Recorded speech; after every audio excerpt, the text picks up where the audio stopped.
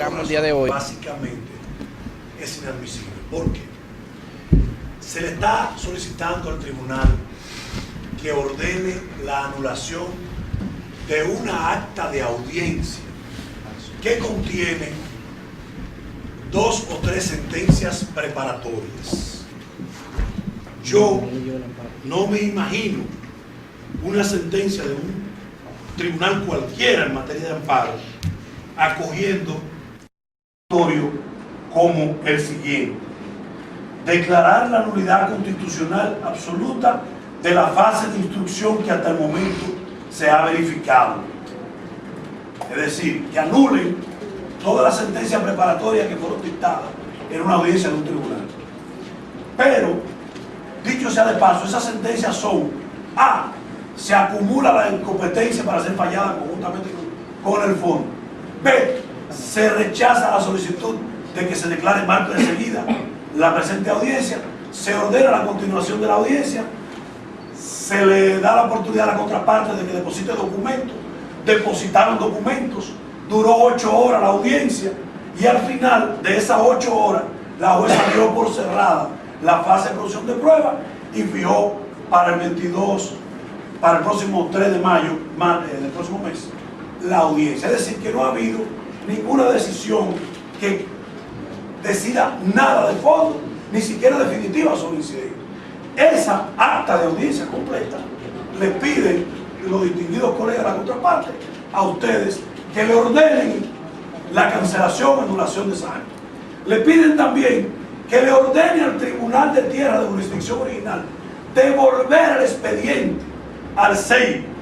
Es decir, que el expediente que ya se conoció, ustedes se erijan ahora en mega poder judicial y lo devuelvan. Pero para ese expediente llegar ahí, honorable magistrado, transcurrieron nada más y nada menos que 7 años.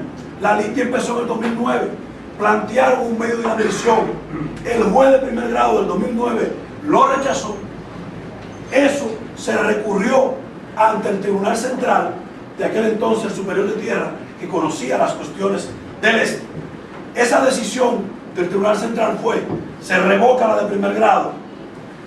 Eso fue a la Suprema. La Suprema declaró inadmisible nuestro recurso. Fue al Constitucional. ¿Y el Constitucional qué dijo? No, aquí hay un conflicto de derechos fundamentales. Hay 2 títulos sobre la misma tierra y el Estado no le puede dar la espalda a esa situación. Y por tanto, anuló la sentencia de la Suprema Corte de Justicia, envió el expediente de nuevo a la Suprema. Al llegar a la Suprema, en ese sentido, honorable magistrado, es notoriamente improcedente que una parte que ha hecho uso de las vías ordinarias pretenda también que el juez del amparo conozca como si no hubieran otras vías abiertas, y además pretenda que el tribunal administrativo en atribuciones de amparo desconozca la fuerza vinculante de la sentencia del Tribunal Constitucional más la autoridad de la cosa juzgada de que está investida la de la Suprema Corte. Si esos jueces del CEIBO, si ese juez del CEIBO, al designar una jueza interina para conocer un proceso, actuó constitucionalmente. De eso se trata. Aquí no hay que hablar de durar mucho horas en la audiencia, de que esa juez garantizó. No. Aquí hay que establecer, sí, ese juez, al designar a esa jueza interina, bajo el argumento peregrino de que el juez titular estaba enfermo, podía ser. Esa es la realidad de este proceso. Ese es el punto nodal de lo que aquí se cuestiona. Si ese juez, al designar a esa jueza, cumplió lo que dice el artículo 69.10 de la Constitución de la República, cuando dice: las normas del debido proceso se aplicarán a toda clase de actuaciones judiciales y administrativas. Y cuando esos jueces dicen que en audiencia pública se reunieron sin que hubiera habido audiencia ese día en el tribunal, este honorable Tribunal Constitucional, porque aquí hay que decirlo así, este no es un tribunal administrativo, este es un tribunal de amparo constitucional, de si estas personas atropelladas por el Central Romana desde hace más de 7 años, si estas personas desalojadas de tierras que tienen un título de propiedad, tienen derechos o no, al igual que el Central Romano. Y reitero, la Procuraduría General Administrativa debería, en vez de hacer causa común con la ilegalidad y la inconstitucionalidad, debería requerir esos autos y requerir las investigaciones correspondientes de lo que pasó ahí ese día. Quiere decir que no hay otra opción, no hay otro medio que vosotros, honorables magistrados, establezcáis la inconstitucionalidad. ¿Por qué? Por violación al debido proceso, por violación al principio fundamental de la tutela judicial efectiva. ¿Dónde está la tutela judicial efectiva cuando un juez, por ejemplo, yo juez presidente de este tribunal, designa a quien me dé la gana para que conozca un proceso? ¿Cuál sería la garantía en el tribunal administrativo de la posibilidad de que un juez cualquiera pueda, motu propio, sin que nadie se lo pida, sin llamar a nadie y sin citar a nadie, designar de manera, vamos a ponerle dudosa, a una jueza que es complaciente con la contraparte? Pasamos la palabra al doctor Gartrey para que... La jurisdicción contenciosa administrativa.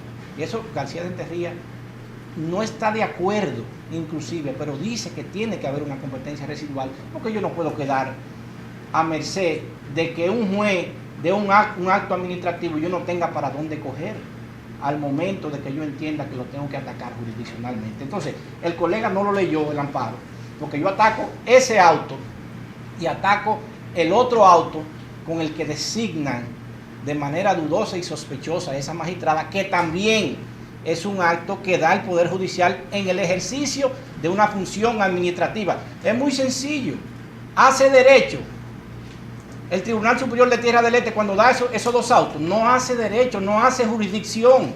Entonces, en ese sentido, son actuaciones administrativas del Poder Judicial que por el artículo 75 de la Ley 137.11 le da competencia al Tribunal Superior Administrativo para conocer concretamente este amparo. Yo jamás en mi ejercicio voy a atacar una decisión jurisdiccional por vía de amparo. Yo he escrito públicamente en ese sentido y he sostenido en escritos que se han publicado en la prensa y en revistas jurídicas que genera verdaderamente un caos que a través del amparo se ataquen decisiones jurisdiccionales. Eduardo Jorge Prat plantea una excepción a eso, que yo la comparto concretamente.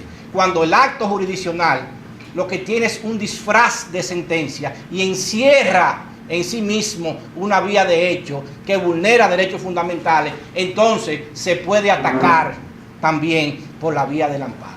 Pero yo no he atacado el acta de audiencia del 22 de marzo del año 2016 y jamás la voy a atacar porque sería un contrasentido que iría inclusive en cosas que yo he sostenido no en audiencia sino públicamente ya en escrito. Entonces, magistradas y magistrados, el tema de las vías efectivas. Por Dios, ya el Tribunal Constitucional está cansado de juzgar esa situación. Vías efectivas, y te dice dos cosas: tiene que ser igual de efectiva que el amparo, o a lo mejor más efectiva que el amparo. Entonces yo lo que estoy diciendo, y en eso sí yo estoy pidiendo que se anule esa instrucción de ese proceso allá del Seibo, porque administrativamente apoderaron ese tribunal en violación a los derechos fundamentales de esta parte. Sí, yo recurrí ese auto en casación también. Pero ¿cuánto voy a durar conociendo ese recurso de casación? 2 o 3 años. Que me enseñe el colega si ni siquiera ha constituido abogado en relación con mi recurso de casación. No lo ha hecho. Entonces yo tengo que intimarlo para que después la Suprema me dé un auto y dure 3 años conociendo el recurso de casación. Lo mismo con la querella penal.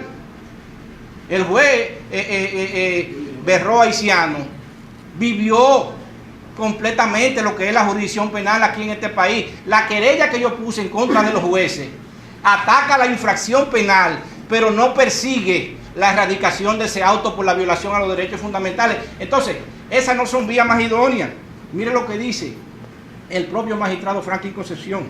Es necesario que existan vías judiciales alternativas o paralelas y que además dichas vías sean idóneas, es decir, efectivas. La idoneidad de la vía judicial se determina cuando hallamos una vía tan o más efectiva que el amparo, es decir, que encontremos otro recurso o acción judicial que le brinde la misma efectividad que el amparo. Tercero, están en la obligación, además que no lo han hecho y el juez debe hacerlo también, de decirme cuál es la vía efectiva. Porque por Dios, si es el recurso de casación, yo me apeo de aquí y me voy. Me apeo de aquí y me voy. Porque si voy a esperar que me falle un recurso de casación para que me protejan los derechos fundamentales de esta parte, el amparo que lo erradique, que lo quite, que se rechacen los medios de inadmisión magistrada, reiteramos nuestra conclusión. En cuanto a los medios de inadmisión propuestos por la parte accionada, el tribunal reserva el fallo para hacerlo previo o conjuntamente con el fondo. En cuanto al fondo, el tribunal reserva el fallo hasta tanto se encuentre en condiciones de deliberación. Que tengan buen día. Gracias. Concluimos con las audiencias del día de hoy. No, lo que estamos recurriendo aquí es la designación de la jueza. La posibilidad de si esa jueza puede conocer de manera en los procesos designada administrativamente por el juez presidente del CEIBO. Eso fue el 21 de marzo del año 2016. La audiencia el 22 y el 21 dan un auto, nos quitan el juez titular y nos mandan a esta jueza joven, juez de paz, inexperta, y sobre todo teledirigida. A ella le dijeron que hiciera ese día de esa audiencia y nos pasó, como se dice, el rolo procesal. Cuando ustedes preguntan que qué se designa con la designación, qué se persigue con la designación de esa jueza, ustedes son inteligentes, es muy sencillo. ¿Qué se perseguía con la designación de la jueza interina de la Romana del caso de los 360 kilos de droga?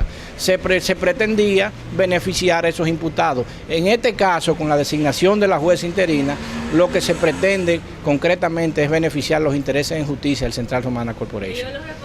Eso ya por un tema hasta de seguridad y de confianza en el proceso se designe un juez idóneo, imparcial, independiente y especializado en la materia de tierra, de la misma jerarquía. De que el fallo de aquí sea en su contra, ¿lo dirían ustedes al tribunal? Vamos para el Tribunal Constitucional, obviamente. Nosotros vamos a agotar toda la vía de recursos y las vías judiciales que tenemos abiertas y que se puedan abrirse para hacer defender los derechos fundamentales de esta parte, obviamente. ¿Están satisfechos con la reservación de la jueza? Sí, con la instrucción del proceso sumamente satisfechos. Los jueces se manejaron de una manera prudente. Inclusive el pedimento que nos rechazaron no fue rechazado del todo. Dijeron que si lo entienden pertinente pueden ordenar que esa gente vengan al tribunal.